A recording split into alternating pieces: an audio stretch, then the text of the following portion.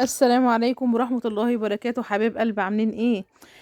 ان شاء الله النهارده هنعمل مع بعض البليله كده، اللي هي البليله باللبن.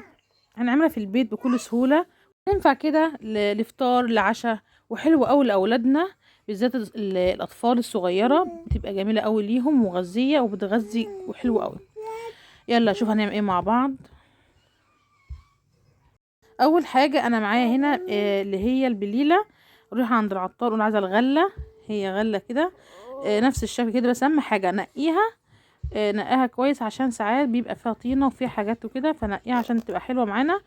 وبليها من بالليل للصبح، او ساعتين او 3 ساعات. انا بلاه كده من بالليل للصبح علشان ما ياخدش معايا سوا، والاحسن بالليل بالليل. خلاص يا حبيب قلبي، خلاص انا كده نضفته وحطيت فيه ميه كده بليته، وهسيبه بقى كل شويه اغير الميه بتاعته علشان ساعات بيبقى فيه كده طينه والكلام كله، اغسله يعني. خلاص كده بعد ما بليته من بالليل، خلاص صفيته كده من الميه. وفي نفس الوقت ده انا غليت ميه، حله ميه، علشان زي ما بنعمل الفول المدمس هغلي ميه واحط البليله في قلب الدماسه كده، بتبقى حلوه قوي الدماسه. لما عندكيش دماسه حط في الحله عادي، مش هتقول لا، هتبقى حلوه يعني. خلاص انا عبيت كده الغله بتاعتنا، وحطيت الميه مغليه، هولع بقى عليها على النار.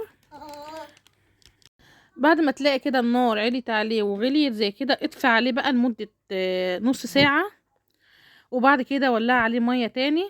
وكل ما تلاقي الميه كده نقصت زوديها. بس اهم حاجه لما تدفع عليه مده نص ساعه هتلاقيه نفش كده، ومش هياخد كمان معانا سوا. خلاص بتدفع عليها بعد ما تدي غلوتين كده، زي ما انت شايفه كده. خلاص انا هولع عليها تكمل السوا بتاعها، وهزود الميه، وبعد ما اخلصها هرجع لكم. خلاص يا حبايب قلبي كده زي ما انتم شايفين كده. بعد ما زودتها ميه، برضو الميه بتغلي واستوت معايا كده. النص كيلو، بص عمل كميه معايا قد ايه. انا جايبه النص كيلو ب15 جنيه، عمل لي كميه كتير قوي. عبيهم بقى في طبق، عبيهم كوبايات زي ما انت شايفه كده، وحط عندك سكر وعندك اللبن. ما عندكش لبن يبقى بسكر، وتبقى حلوه قوي يعني، مش وحشه. هي اصلا مغذيه من غير لبن كمان. يلا كده شجعي امي كده، هاتي كده ربع كيلو من الغله كده، واعملي لهم كده في الشتاء اللي احنا فيه، وحلوه قوي هتدفيهم. مش هيكملي ان شاء الله نص ساعه تكوني مخلصه البليله بتاعتك. اعملها زي ما قلت لك كده، تطلع حلوه قوي. لو عندك لبن كمان او معلقه قشطه كده بتبقى حلوه قوي. ما عندكيش اي حاجه تقدري تقدميها كده بسكر، بتبقى حلوه قوي.